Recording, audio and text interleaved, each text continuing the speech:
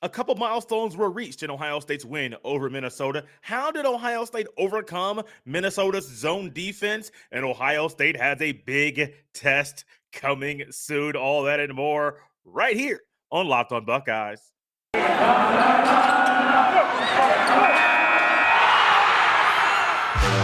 are Locked on Buckeyes, your daily podcast on the Ohio State Buckeyes. Part of the Locked on Podcast Network.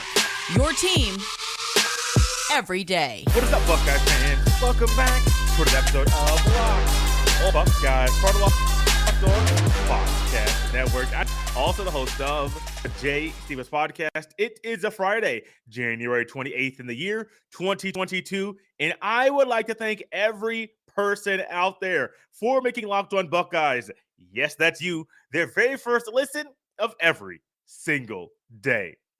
Anytime, I've said this once, I'll say it 1,000 more times. Anytime you get a road win in the Big Ten Conference, it's a big deal. And what we witnessed on Thursday evening as the Buckeyes took a trip to the barn in Minnesota and came out victorious, that is a big deal. On top of that big deal, there were a couple milestones that were reached in this game, in a game that we saw Ohio State play really good basketball. Chris Holtman got his 100th win as the Ohio State Buckeyes basketball coach in only year number 5. And then also EJ Liddell joined the 1,000-point club for those members that scored 1,000 points in their career at Ohio State in the second half when he hit an and one free throw. This game was fun. Those milestones right there that were reached in this game, well, one was at the conclusion because you can't get a win until the game is over. It was just a great way to capitalize and to cap off a great night of basketball. Now, early in the game, it wasn't always great. First couple possessions for Minnesota, they realized, hey, we can attack Justin Arns. I think everybody realizes that early on. He is a liability on defense. When a shot isn't going, he's sometimes not all the way locked in on defense. And they had a pick and roll early. They whatever man was on him, they got that ball to him, dribble drive to the paint, and there was nobody there protecting the rim.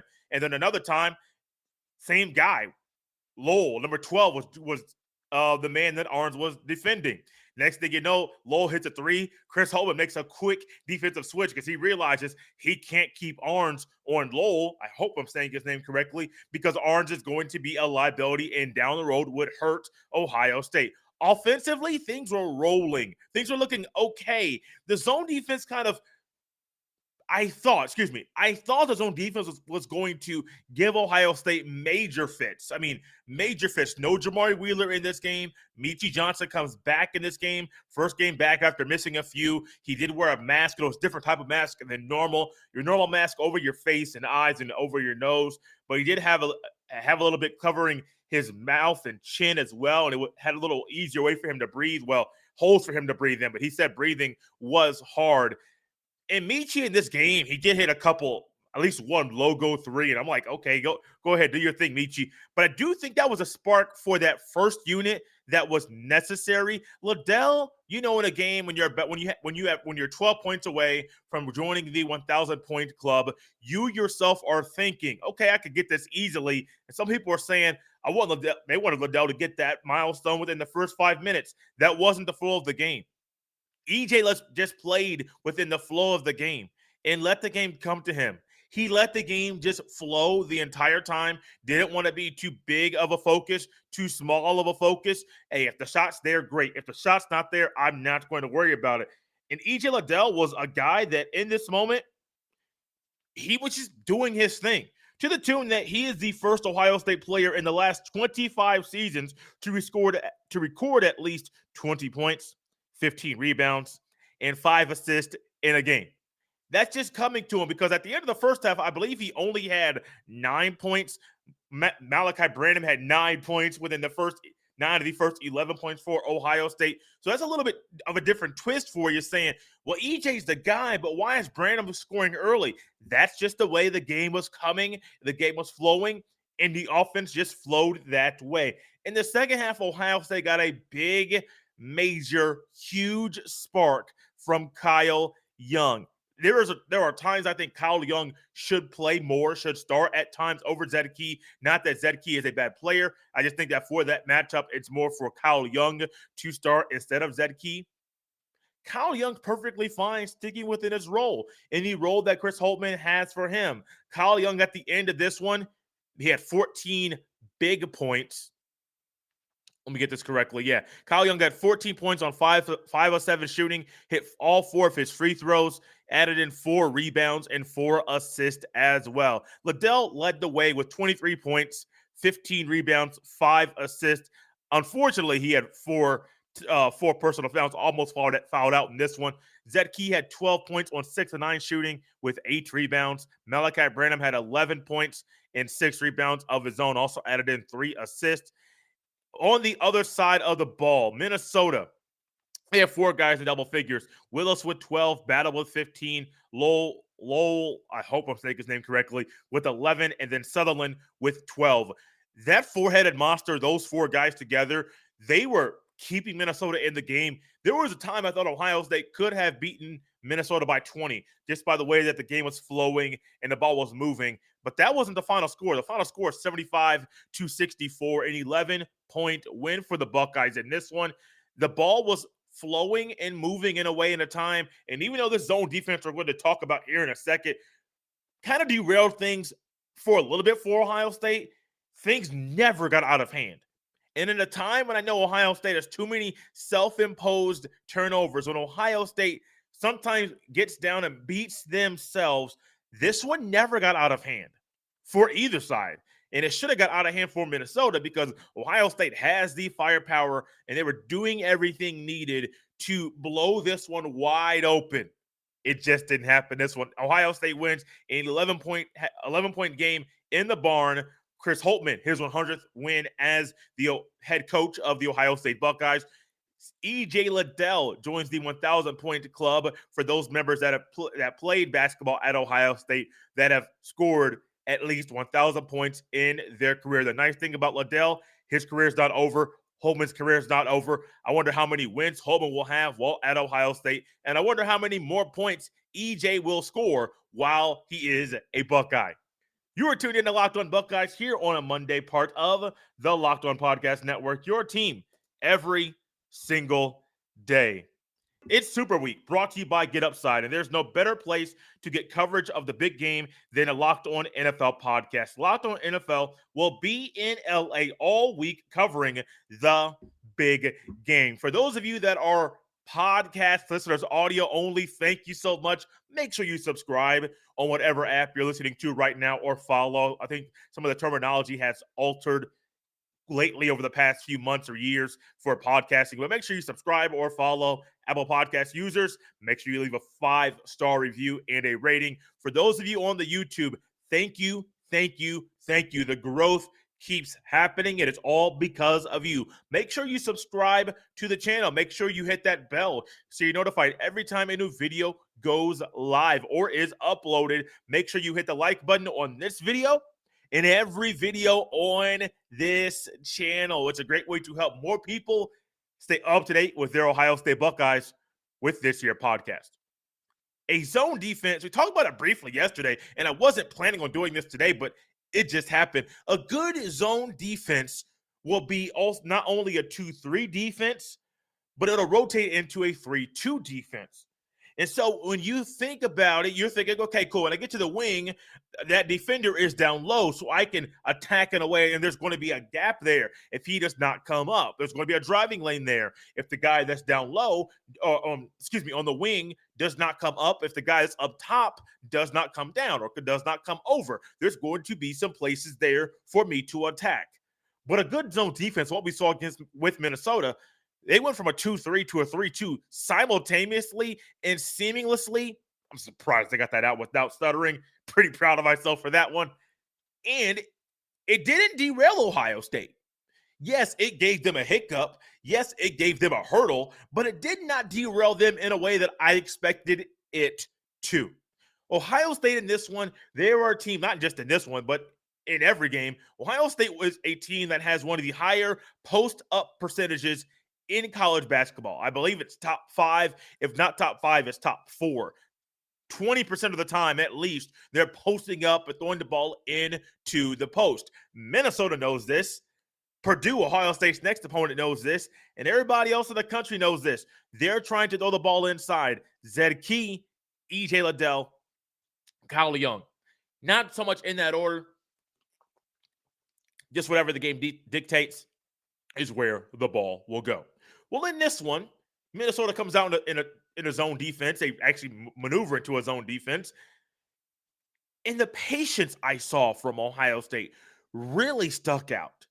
Swinging the ball around, trying to figure out where the crease is, trying to figure out where the hole is. Yes, they had some guys, Liddell, Malachi Branham, flashing to the high post, to the free throw line, trying to see if they could get the ball in there to try to shoot their way out of the zone.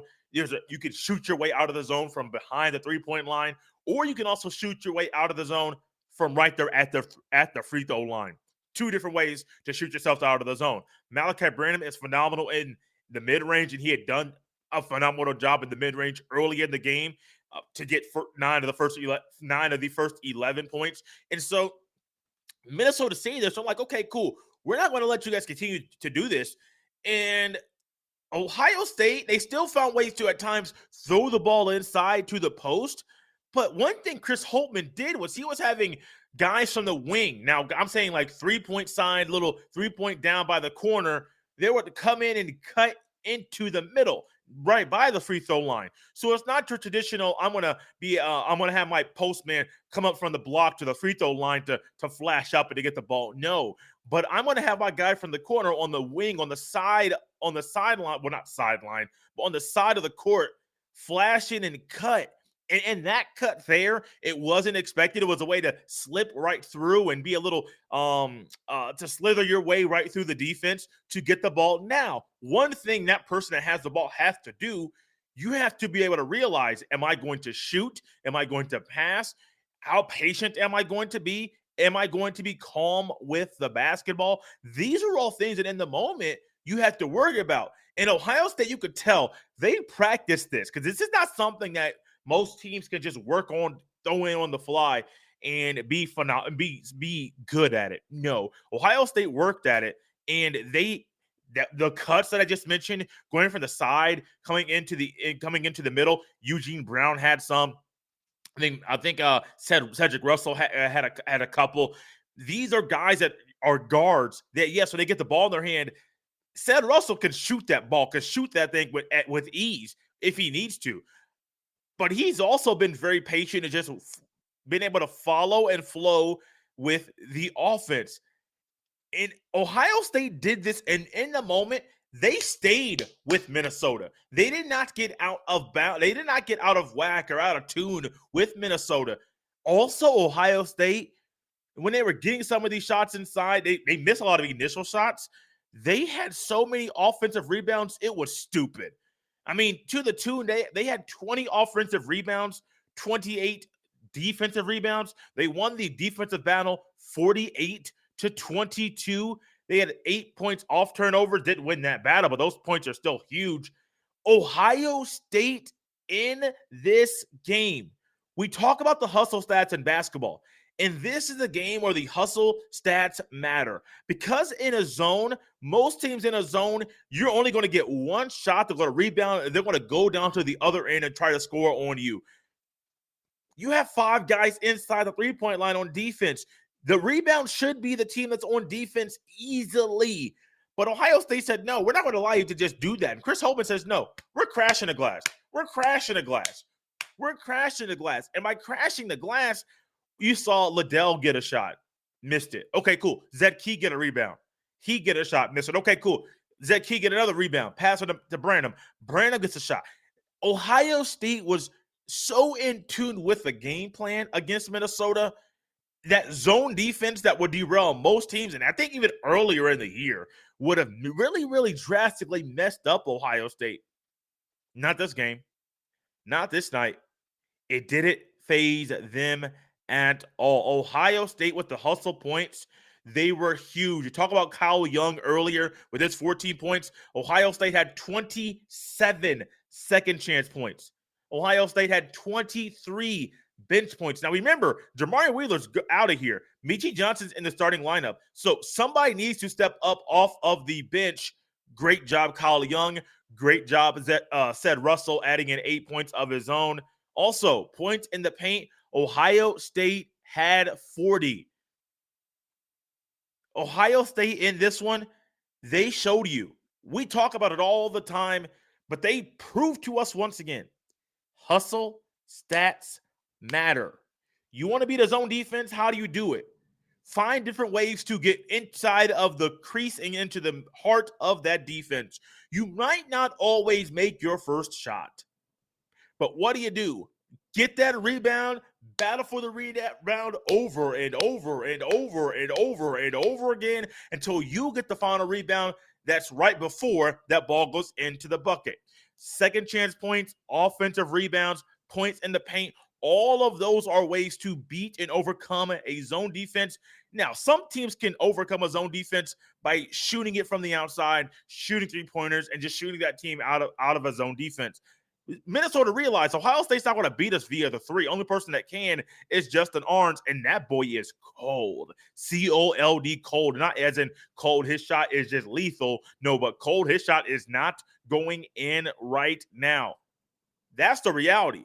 Another reality, if Ohio State can do this against Minnesota, this is a great way to show other people out there that Ohio State is for real.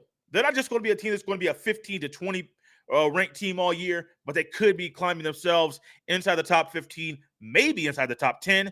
We'll talk about why that could be the case coming up next. Thank you for tuning in to Locked On Buckeyes here on a Friday, part of the Locked On Podcast Network. Your team every single day. Your Ohio State Buckeyes have a huge, monumental test coming up this Sunday. The game is at 12 noon Eastern time on CBS, a national broadcast. I'm sure it's going to be a doubleheader or triple header there. Well, it's probably going to be leading into the conference championship games. I don't know the time of those games, but I do believe the CBS has the AFC. Think about this: Ohio State, Purdue leading into the NFL today, and then leading into the AFC Championship. This should be a great preview for that. Ohio State has a big test this week. This week they play the Purdue Boilermakers. Purdue is number 6 in the country, currently 5th in the Big Ten. You want to say, how does that happen? This had all their losses come to Big Ten opponents. They lost to Rutgers on a last-second shot, a last-second three by Ron Harper Jr. that everybody, I mean literally everybody that was watching that game went wild. Doesn't matter who you were rooting for, Rutgers or Purdue in that one, you went wild. Wisconsin lost to Wisconsin by 5. That was a home game. They lost on the road to Indiana recently by 3. Also at the end of that game was wild as well. Ohio, after that Indiana game, Purdue has won their 2 games after that. They beat Northwestern by 20. Then they beat Iowa on the road by 10. When you look at the Purdue Boilermakers, you look at, one thing, they're going to have height. They have Travion Williams, who is leading their way in rebounding with 8.5 rebounds a game. They have Zach Edey, the big 7-footer. My goodness, I can't talk. Plus a big man in there, averaging 14.8 points a game. Jaden Ivey, future NBA basketball player, averaging 16.6. Travion Williams, 12.7 points a game. Sasha Stefanovic, 12.2. Yes, they do have 4 guys averaging in double digits. Added Mason Gillis, Isaiah Thompson, Brandon Newman, Caleb First, Eric Hunter Jr. They have a lot of players. They have a lot of firepower.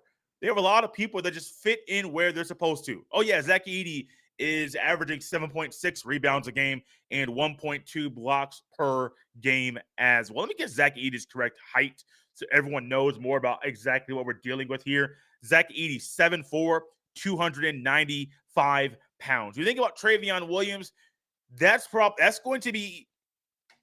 be Liddell's matchup. Phenomenal in the post. He has this Hakeem Olajuwon shake that I have never seen a college athlete do. I haven't seen many pros do, and it's, oh my goodness, it's lethal. It's lethal. It'll make your jaw drop in awe in astonishment that he pulled that off. You also have not only Trevion Williams, but you have Zach Edey. So this is going to be a rare test where Liddell and Zed Key are both guarding guys taller than them and heavier than them.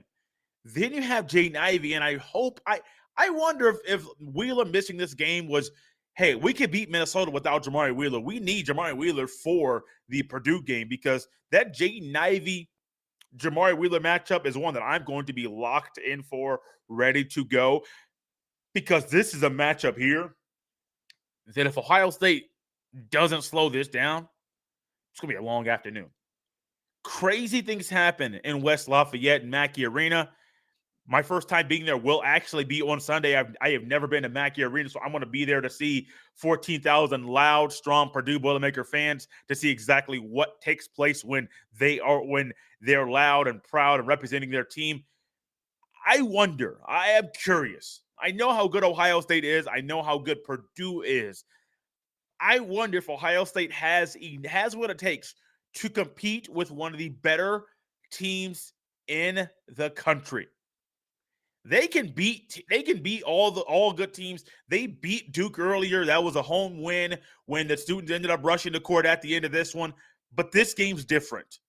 This game's a lot different. You want to have a chance to win the Big Ten regular season title, which right now you're in the running for. You're not in the – it's so weird how the Big Ten Conference regular season has gone. I thought it was going to be Purdue, but Purdue is – honestly, Purdue might be in the top, might be 3, 4, 5 at the end of the Big Ten Conference regular season, because of just all their losses are coming inside the conference. But Ohio State, do you want to be a team that can compete consistently with the big dogs? Do you want to be a team that knows right now you're going to get out of the first round of the NCAA tournament? Do you want to be a team that is going to continue to build upon the success that you have after one road win? Do you want to be a team that everybody on your schedule knows they can lose to you? This is where you do it. You beat the Boilermakers Sunday in Mackey Arena. Yes, it's tough. Yes, we know crazy things happen in West Lafayette when Big Ten teams go there. We know this. It happens all the time. But you know what? Don't worry about it. Take care of business. Take this business trip. Go there. You know all eyes are going to be watching you, and take care of business. This is one of those games where you figure out what kind of team you have. Yes, I know Minnesota's good. They were 11-5. Now they're 11-6. I get it. Minnesota's good, but that's not it.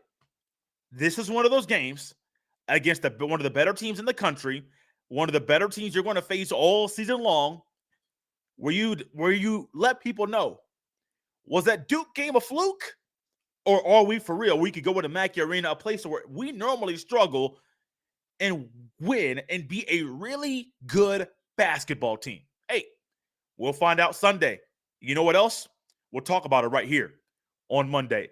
Thanks, guys, for tuning in. This has been a fun week. You can follow me on Twitter at jstevens07. Have fun on this Friday. Looking out my window. It's snowing right now, unfortunately. I know it's cold where you are. Snow means it's colder where I am. Let's stay warm. Let's stay safe. Let's stay off the roads as much as we can if it's snowing where you are, because we all know sometimes plows. I can't talk right now. Plows do not get out there as quickly as sometimes we think. Guys, I'm out of here. I can talk all day. Enjoy your day. Have fun today. Let's enjoy this Buckeye win over Minnesota. Get ready for a big test coming up on Sunday afternoon.